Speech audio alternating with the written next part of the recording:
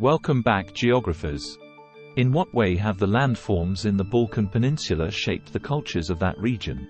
Landforms and waterways. Eastern Europe includes 10 countries in the north and 11 on the Balkan Peninsula.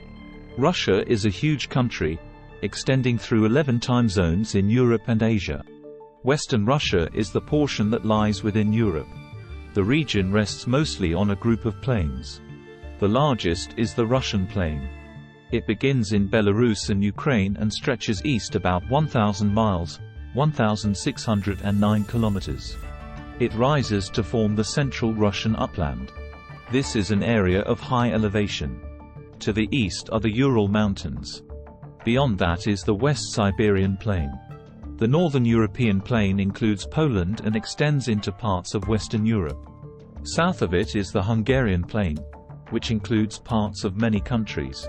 The Transylvanian Basin is in Romania. A basin is an area that slopes downward from the land around it. Much of the Ukraine is steppe, or vast, level areas of land that support only low-growing vegetation, like grasses. South of the Russian plain are the Greater and Lesser Caucasus Mountains. These two mountain chains extend from the northwest to the southeast with a valley between them. The Ural Mountains form a boundary between Europe and Asia east of the Russian plain. The Urals are up to 250 million years old. The northern Urals are covered in forests and some glaciers. Grasslands cover the southern Urals. The Carpathian Mountains extend eastward from the Alps. The Vienna Basin separates the two ranges. The Carpathians run through the northern Balkan Peninsula and are linked to the Balkan Mountains. The region is so mountainous that human settlements are isolated. This isolation results in cultural diversity. It is also a source of conflict among ethnic groups. Conflict among ethnic groups within a region is known as Balkanization. The Baltic Sea lies northwest of Russia and Eastern Europe. The Baltic is shallow and brackish, or somewhat salty, because it is seawater mixed with river water. In the southwest, the Adriatic, Ionian, and Black Seas surround the Balkan Peninsula. The Black Sea borders the southern coast of Ukraine and southwestern Russia. It also separates Turkey from Ukraine and the Balkan Peninsula. At Europe's most southeastern point is the Caspian Sea. It is the world's largest inland body of water. There are many rivers, canals, lakes, and reservoirs in Eastern Europe and Western Russia. Most are used for transporting both freight and passengers. They also are used to create electricity.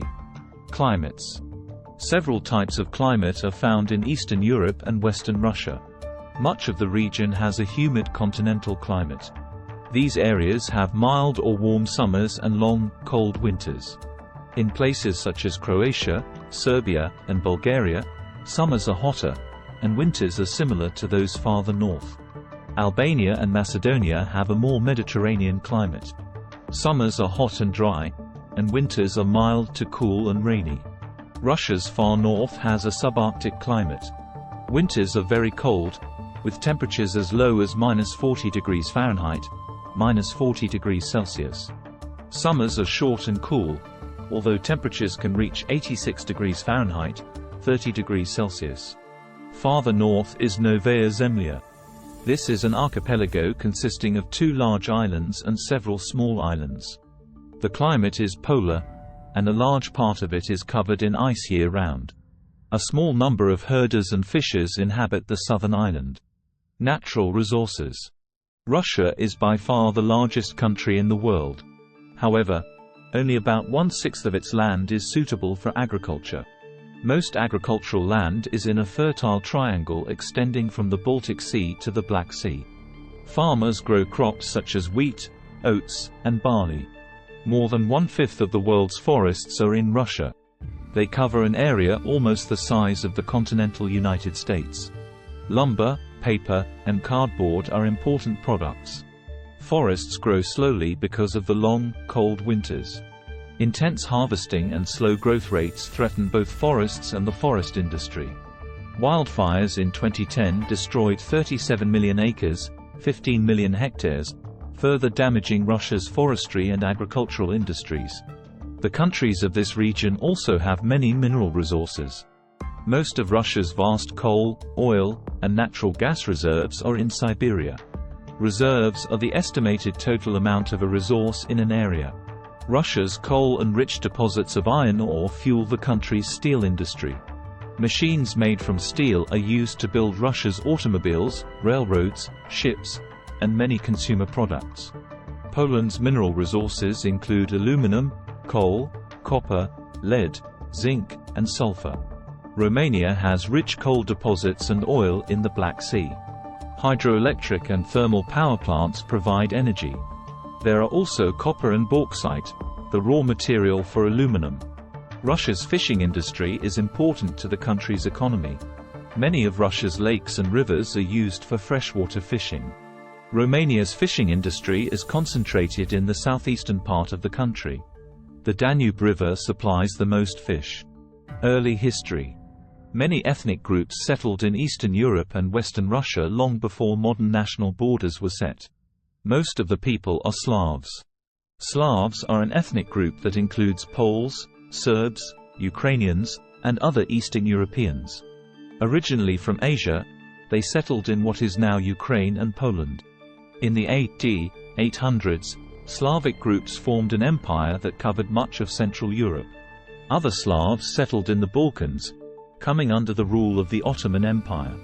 Another Slav group settled in the forests and plains of what are Ukraine and Belarus today. There they formed a union of city-states called Kievan Rus. Its leaders controlled the area's trade, using Russia's western rivers as a link between the Baltic Sea and the Black Sea. The people of Western Russia are a mix of traditional ethnic groups. Ethnic Russians make up the majority of the population, but there are also Magyars, Romanians, Slavs, Ukrainians, and many others. Russian Slavs have dominated the country's politics and culture. Most Slavs practice Eastern Orthodox Christianity, which was brought to Russia from the Eastern Mediterranean area. During the later 1200s, Mongols from Central Asia invaded Russia. For the next 250 years, they controlled most of Russia. Near the end of the Mongol reign, the princes of Muscovy, now Moscow, came to power. Ivan IV defeated the Mongols and declared himself the ruler, or Tsar. Later, a Tsar now known as Peter the Great tried to make Russia a major power.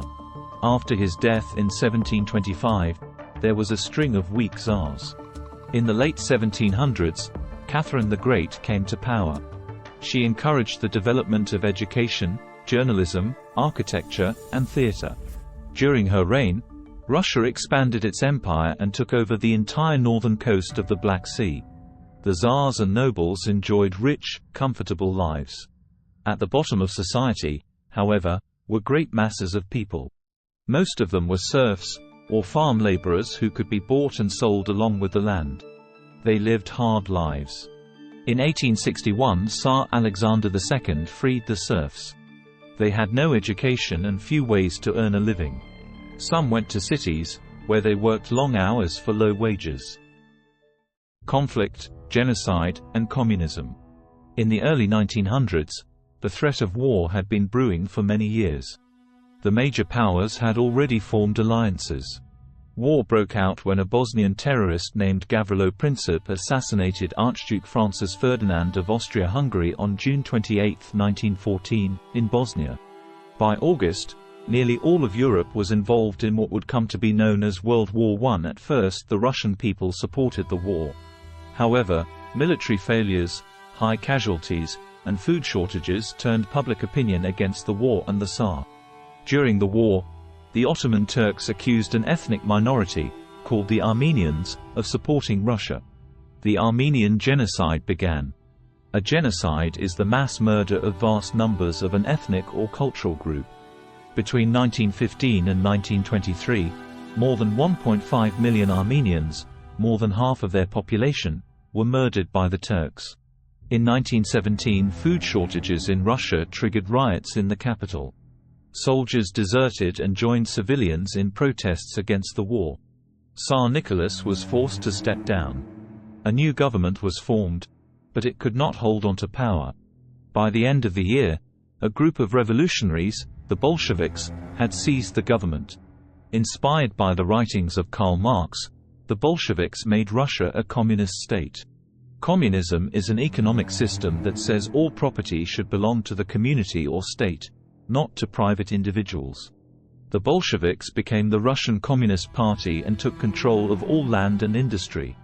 Their leader, Vladimir Lenin, became the first premier of the new Union of Soviet Socialist Republics, or Soviet Union.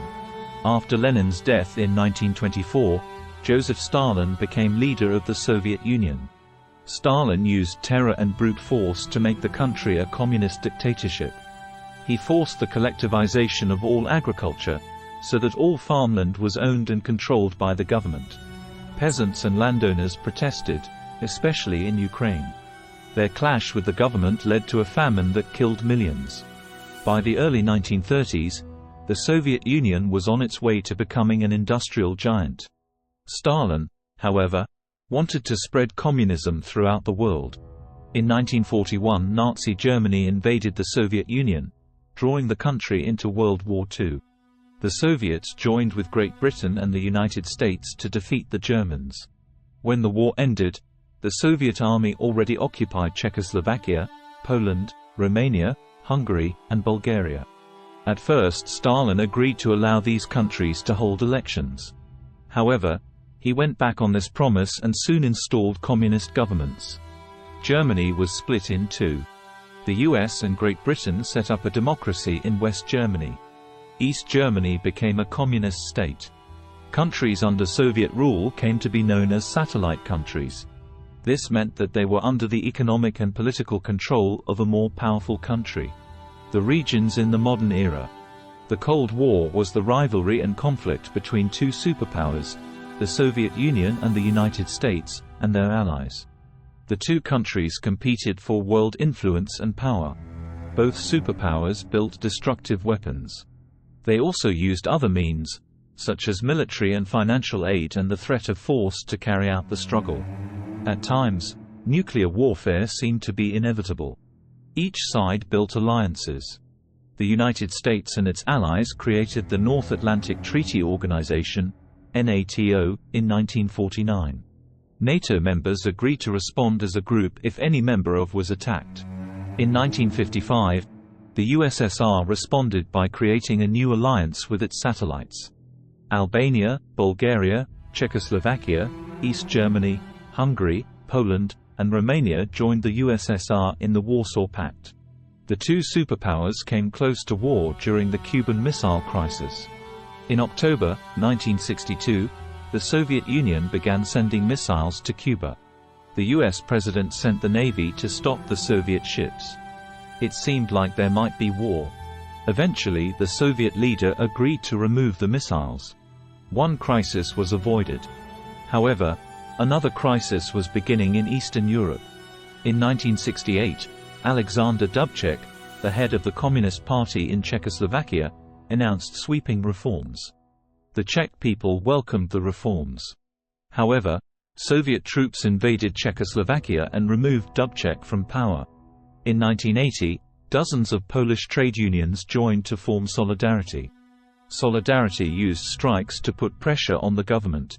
When the government declared Solidarity illegal, it became an underground organization. Mikhail Gorbachev came to power in the Soviet Union in the 1980s. He announced new policies. Glasnost, or openness, was an attempt to give the people in the USSR and its satellites more social and political freedoms. Perestroika, or restructuring, was an attempt to reform the Soviet economy. Change came quickly in Eastern Europe. Solidarity was legalized in Poland in 1989, and in the next elections, the Communists were voted out of power. By 1990, Hungary, Czechoslovakia, Bulgaria, and Romania had new governments. The Berlin Wall separating West and East Berlin was torn down. By the next year, East and West Germany were reunited. In 1991, a group of Soviet officials staged a coup and arrested Gorbachev. His allies resisted, and the people protested.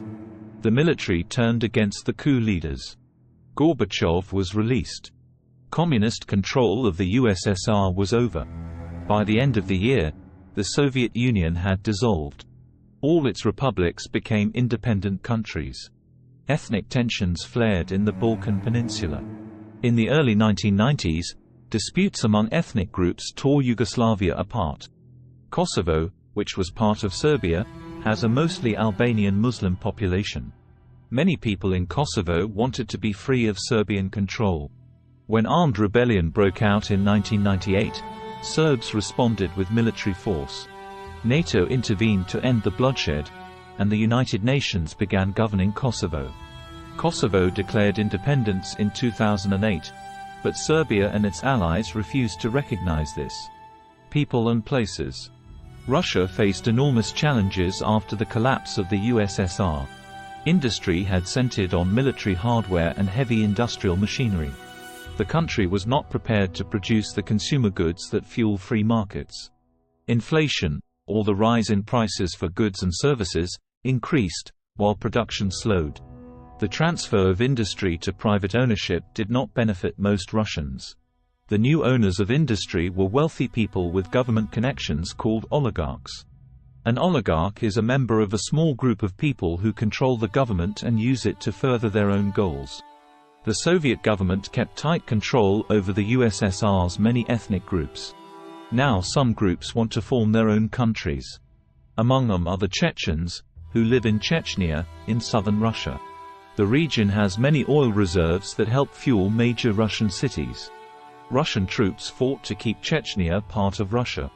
When they pulled out in 1996, the rebellion was still not over.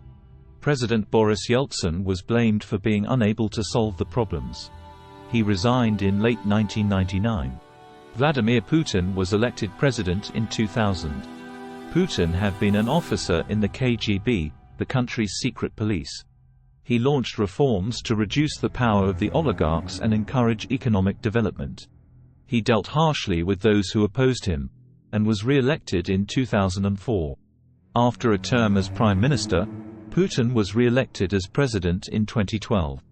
He soon passed laws restricting demonstrators, internet access, and free speech. The two largest cities in Western Russia are Moscow and St. Petersburg. Moscow is the political, cultural, educational, scientific and religious capital of Russia. St. Petersburg was founded by Peter the Great in 1703. The biggest population centers in Eastern Europe are the capital cities. They are also centers of national culture. Most Eastern European people live in urban areas. The urban population of Eastern European countries varies from 50% to 70% of a country's total population. During the Industrial Age, people began moving from the region to Western Europe and North America. That trend continues. Eastern Europeans moved to escape political oppression and to seek better economic opportunities. People and cultures. Originally, most Slavs spoke one language. As they settled different parts of Eastern Europe, geographical barriers separated them. They developed distinct languages and cultures. Most Slavs belonged to one of three categories: East Slavs, West Slavs, and South Slavs. Issues in Eastern Europe and Western Russia. Western Russia and Eastern Europe cover a vast area. The region has many different landforms, soil, natural resources, climate, and economies. These factors combine to determine how people earn a living.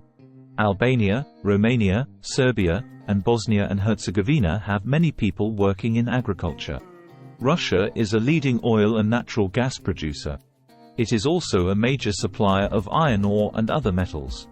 About 1 million people work in Russia's forestry industry. The majority of people in Russia and Eastern Europe now work in the service industries, providing services to individuals and businesses. Many of the industries in Eastern Europe fell on hard times after the collapse of the Soviet Union. Big losses led to high unemployment, especially in the Balkans. Many Eastern European countries have joined the European Union. The EU has tried to improve conditions for workers and create a strong European trading bloc that can compete effectively with the United States. Russian culture has always been a mix of European and Asian influences. Today, oil and natural gas from oil fields in Siberia are delivered by pipeline to all of Russia, Eastern Europe, and beyond. Geographically and culturally, Russia plays a key role in the relationship between Europe and Asia. There are still boundary disputes between Russia and the former Soviet republics. Even though fighting died down in Chechnya, there are still occasional outbreaks of violence. The 2008 financial crisis hit Eastern Europe hard as the nations were trying to transform into free market economies. Joining the EU should have been a great benefit to their economies, but all members of the EU have suffered as a result of the financial crisis.